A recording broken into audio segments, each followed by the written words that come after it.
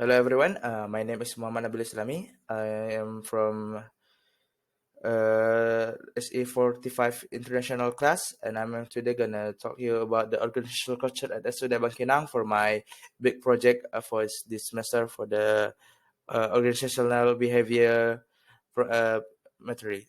So first, we're gonna go into the chapter one. So chapter one is the opening for my project. Is the background for the project, the problem formulation, and issue implementation. So first, I'm gonna start with the background. So professional culture has a very strong visual link for organizations. The values, belief, assumption, and norms that govern how members behave. Every organization has their own culture that has a big influence on themselves that set their behavior and attitude depending on its strength, but it's still hard to measure it accurately and precisely. The organization culture has a big impact on how organization or company can accomplish their goals. With the structure and the nature that they're already built for the advantage that they can get for it. But sadly, not all organization culture has a good impact to themselves. Because sometimes the traditional one going to be replaced with the modern one, the better one. Cultures like the role of the game. It has a boundary, role, and create distinction between organizations. So every organization culture is very different and not slightly similar to each other. And next, we're gonna move to the problem formulation. The problem formulation that I formulate for this project is, so first is what is an organizational culture, and second, I'm gonna talk about what are the contributing factors to the organizational culture, and then the best strategy to set organizational culture and type of organizational culture, and how Arsuda Bangkinang get or set the culture, what are Arsuda Bangkinang culture that we know, and the impact of the organizational culture to the real life. And for the issue limitation, based on my formulation of the problem, we're gonna achieve a goal of study to define and find out what makes organizational culture so important, like to organization like Ersudai Bangkinang, and how it can be done. I'm gonna and then we're gonna move to the chapter two. The chapter two is the theoretical basis of my project. Basically, the all of theory that I'm gonna use for the project, and we're gonna start with a definition of organization culture. Organizational culture is a pattern of shared basic assumption that was learned by a group as it solved its problem of external adaptation and internal integration that has worked well enough to be considered valid, and therefore to be taught to new member as the correct way to perceive, think, and feel in relation on this problem. Organizational culture can be the basis for the organizational member to see something, think, and act. Culture is seen as something that informal, that is the way of life, excellence, and origin that ties together and influence what they think about themselves in this world. So it's basically said that organization culture is inheritance thing for seniority to the junior. So how people solving their problem, they usually using the experience from the senior, and then they repeat it until it be a culture that benefit themselves. So next, I'm gonna tell you about the organization culture contributing factor. So there's many things that gonna contributing that contribute to the organization culture. Organization culture is the shared belief, value, custom, behavior, and artifact that characterize a company and its employee. These elements are shaped by an organization's story, mission, and leadership style. Understanding the various factors that contribute to organization culture is crucial for creating and sustaining a strong culture within the business. Overall, there are many factors that contribute to organizational culture, and understanding and managing this element is crucial for creating and sustaining a strong culture in the business. Next, I'm gonna talk about the culture or on the descriptive term. Organizational culture describe how employees perceive the characteristics of an organization, that whether they like them or not featured. In other words, it's a descriptive term. I'm gonna move to the similar organization culture. Uh, I, like I said before, there is no similar or same organization culture between the other company and the other one company. Organization culture represent a notion that the enterprise individuals share. Statement approximately organizational tradition are legitimate the most effective if people with distinctive background or a distinctive degree within inside the enterprise describe the tradition in the comparable terms. Uh, The dominant culture express the center value that a majority of contributor proportion and provide the employer is wonderful personality. Subcultures generally tend to expand at a massive agency in reaction to not unusual place, issue, or report that the set contributor face within the equal branch organization. So there are usually a subcultures that born from the main culture in the workplace or the organization workplace. Because of that, there's maybe a similarity from the one organization culture to one other, but it's literally in the same organization culture. And next, we're gonna talk about the strong culture. A strong organizational culture is more than just hiring the right people or delivering compelling core values.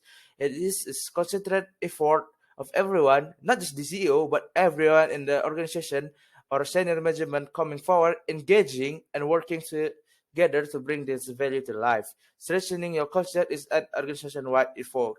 A strong culture is good for peak performance. High performance culture are result oriented and tend to create an environment where there is constructive pressure to perform.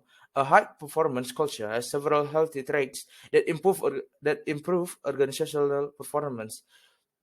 For example of this is the culture amplification tools, and then human oriented organization with strong culture care about the employees in many ways. And this is included with the treating the employee goods, give employee enough autonomy, hold manager at all level, reinforce high performance behavior, and set clear the performance. And the third is the result oriented. So the more people do, the more is they get. Focus on performance excellent. So the more people that performance good and excellency in the world, they're gonna be more in the culture and more to strong in the culture. There's core value for the factor of the building a strong culture. There's a core value and teamwork, and there is communication, there is community consciousness, and then is the unified goal. So the goal is one for the company, the recognition, the connecting, and the last one is the office plan and learning and development. Also, it is include of the listening and adapting. And next, I'm gonna move to the building a strong culture. Basically, there's no formula to create the culture that is perfect. Every culture gonna have their weakness of itself, but how your organizational culture takes form will always be unique to your people. So, a strong organizational culture can be used to ensure speed and efficiency between colleagues, their work, and the outside world. It's like successful marriage, basically. Things simply flow, and not too much communication is needed. Also, way to operate has been established. So how do you go about to doing this? So first you can start by clarifying your belief as a team leader or a owner.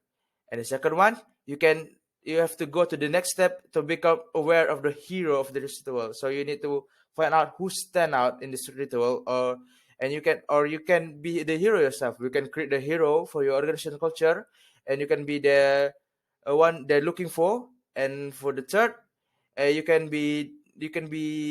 define the symbols, or you can be define the symbol it yourself. When the people at cards are faced with the task, they're gonna see it to you, so you be the symbol of the strong organizational culture. And next we're gonna talk about the weak culture. Yeah, because there's a strong culture, there's gonna also be a weak culture. A weak culture is an organizational culture in which corporate value are not very strong and are not embraced by all employee. Weak corporate culture relate to instability, lack of innovation, poor customer focus, and even high turnover. So basically, there is no one with the same mind. They just work in their world for themselves. They're just individual. Uh, luckily in the same environment of work. But surprisingly, this weak culture have a advantage and disadvantage. For the advantages itself, it's very really gonna be creative and pretty much because they are working individually, they're not gonna have the same mind. So people have the can so people creativity is more and more appreciate in this culture, and the strong assistance system and strong individual reward system. So they basically can work better alone than with the teammates. But there's a very many disadvantage of the work culture. Some ifs is the lack of group thinking, so they can work together. They're bad of doing it together. High chance of conflict and ego clash, so there's gonna be a very much clash in the your environment, and less successful organization. Yeah, that's the one. And lack of participate in decision making. So there's just gonna one people that gonna make the decision making, and the other one just gonna say yes and doesn't complain about it. And next is about the function of the culture. Culture define the rules of the game, like I said in the first background. First, there's the role of defining boundaries, create differences between organization. Second, it provide organization with a sense of identity member. Third, culture encourage personal commitment to something greater than self-interest. Fourth, insert the stability of the social system. So so basically the function is to give you identity. Your so first is gonna give you your an identity for your work, and make a boundary for you to work. And the third is to encouraging something. So you focus on on your organization goal, then your self-interest goal, and then it's gonna enhance your stability of your social system. Today, trends toward decentralized organizational culture is becoming and more important. But ironically, it's also becoming harder to build a strong culture as a formal authority and control system shrink through decentralization. So this culture, so the culture in this modern world is gonna digress and digress more. And a common meaning can point everyone in the same direction, but the employee organize themselves. So in this modern world, many Russian culture is already falling above and decrease to decrease, so they doesn't need it anymore because they can work it themselves. Next is I'm gonna talking about the sustaining the culture. Maintaining a strong organizational culture is important for the success and sustainability of a company. So the more stronger and the more they can sustain it, is the more the company success is longer. It can help create a positive work environment, improve productivity, and attract a retain top talent, as well as foster innovation and improve customer certification. Okay, and next I'm gonna move for the third, the transmitting organization culture. So this is after you make your organization culture and you want to sustain it, you're gonna to transmit it to your employee. One of it is to transmitting it. Organization culture is the set of belief, behavior, and values shared by members of an organization. I'm gonna say it again and again. It's often transmitted to employee through the story about the organization history and even ritual. So it's basically come from the seniority from worker before them. They're gonna give them like a story and even ritual that reinforces value, physical symbol or artifact that represent its culture and language that is unique to the organization. I think that's just the theory that I'm gonna use for my project. And next we're gonna move to the problem itself and the chapter 3, and we're gonna talk about the discussion about the problem. So in this chapter, we're gonna talk about the institutional profile, the organizational structure, culture in organization, what is their artifact, what is their value, what is their basic assumption, and how organizational culture have a real life impact on the RSUD Bangkinang. So first, I'm gonna talk about the RSUD Bangkinang. The RSUD Bangkinang is a Bangkinang Regional General Hospital and is a government-owned hospital of Kapar Regency, which has established since the Dutch East Indies. So it's a very old hospital, and was integrated was a government owned in 1979. This hospital has a strategic location on the edge of the Ria West Sumatra and the North Sumatra highways. Since 1981, Bangkinang Hospital has only been classified as Type D hospital.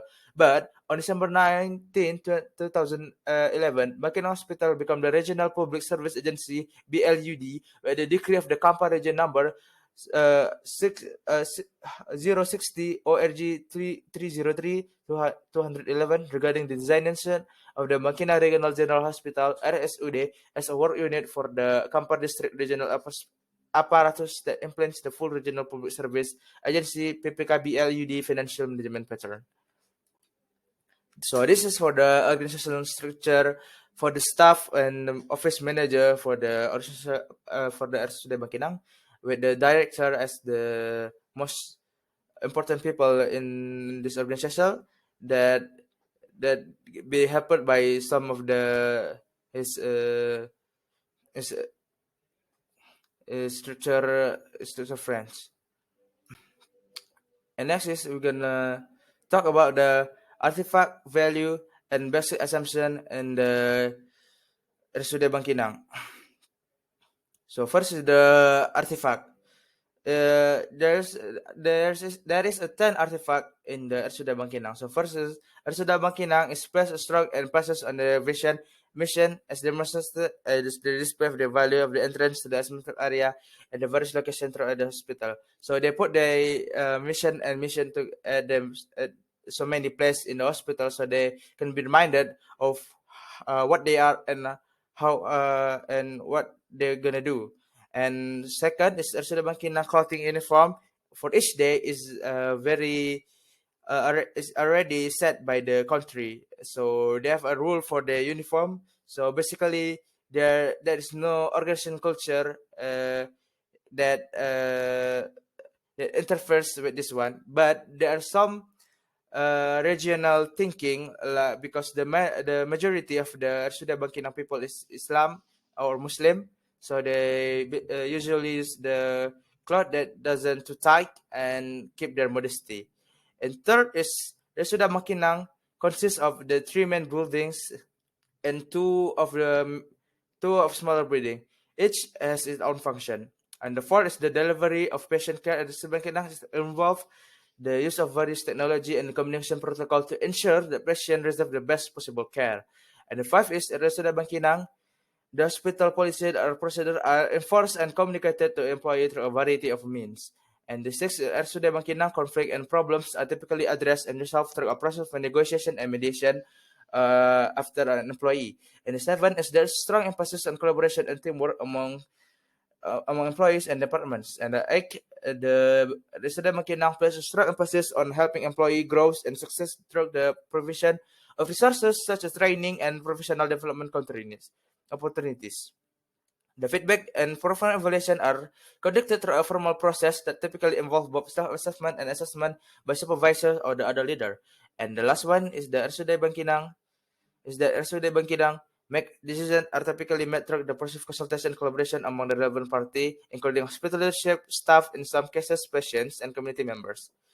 The value for the RSUD Bangkinang itself, they're gonna ensuring the patient are treated with compassion, respect, and the highest quality. So they basically very respect and gonna and promise to treat them with the compassion and the highest quality of care. The second one is about working effectively as a team, and the third is integrity. And the fourth is showing professionalism, and the five is staying current with the latest technology, so the technology can fall back behind. They have to keep updating the technology, and the fifth is the to staying current with the latest technology. So if the technology is still can be used, they're gonna use it until it need to be updated. And the recognition and valuing diversity among patients, so there cannot be racist or they have to treat everyone the same. And next is about the basic assumption about the Ersuda Bangkinang. The basic assumption at Ersuda Bangkinang in a hospital setting is important for the people for the relationship among members of the staff to be based on the mutual respect, trust, and cooperation. Strong relationship can make their work more effectively uh, and more and effectively and more positive. And that is the second one is the feeling attitude of individual within an organization can have significant impact on the culture and functioning of the organization. And the Sida Bangkinang is likely that the hospital value a positive and respectful work environment and seeks to create an atmosphere that promotes the well-being and satisfaction of its staff. And the third is routine activity. So in the Sida Bangkinang, there's routine activity that the staff and the all employees doing together and have a characteristic and can define an organization and its shape and in culture. So next, I'm gonna talking about the real impact on organizational culture at Sudah Makinang. As we have previously noted, at Sudah Makinang, organizational culture is generally seen as strong and well defined. However, it is not uncommon for staff and employee to deviate from established cultural norm, which can lead to deviation and lack of the confidence within the hospital. So because the very good, strong, very well defined and strong the culture is, stress out the employee, and it's need to be more fixes and to be more softer for the employee because this is literally can lead to deviation and lack of confidence within the hospital. And next, I'm gonna go to the chapter 4 where the conclusion and suggestion is remotely.